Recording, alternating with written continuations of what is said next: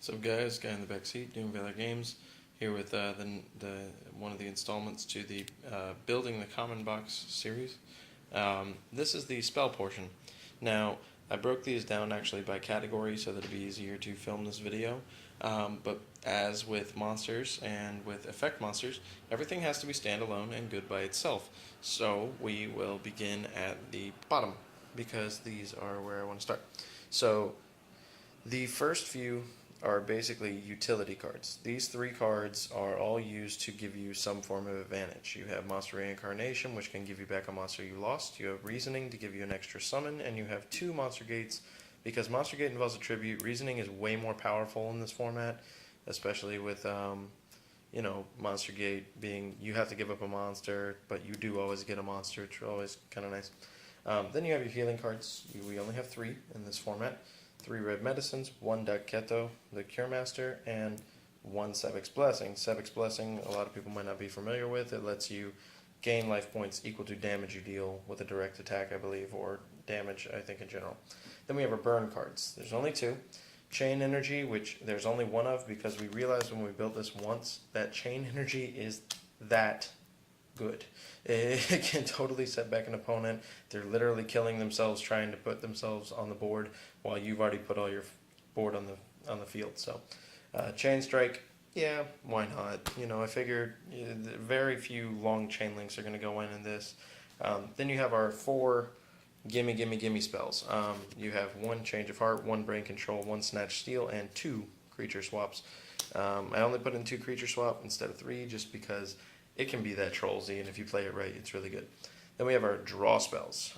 We have Magical Mallet, which lets you put back any amount of cards in your hand and draw the same amount. And then you have Reload, which is the counterpart to it, puts back your whole hand and lets you draw the same amount, and it's quick play. Then we have 1 Day of Peace, 1 copy, 2 card traders. We have 3 drag down because in this format, there's no Dark World, so just get over it. And yeah, you get advantage like crazy, but drag down's one of those cards that you just can't, not include. Card Destruction, 2 Pot of Greeds, and 1 Graceful Charity. 2 Pot of Greeds, just because it's really not as good in this meta. I mean, it's good to get those extra draws, but what are you drawing into? Then you have your Special Summon or Reuse cards. In my opinion, you have 2 Magical Stone Excavation, which is the reuse. You have Last Wills at 2, just because it's good, but it's not going to win you games.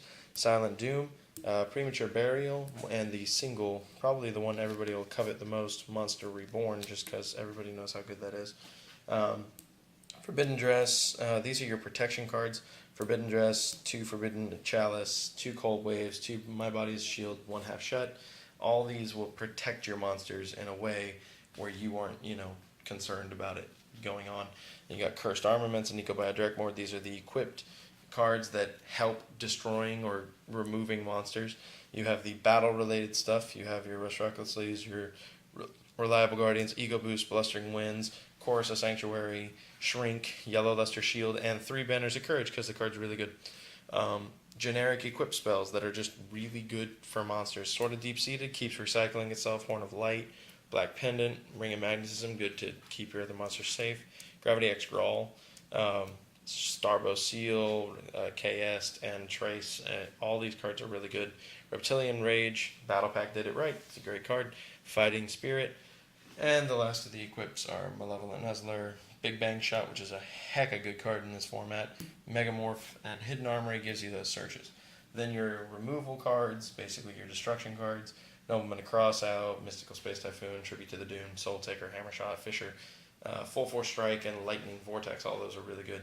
The top row are pretty much the disruption or you gain advantage cards.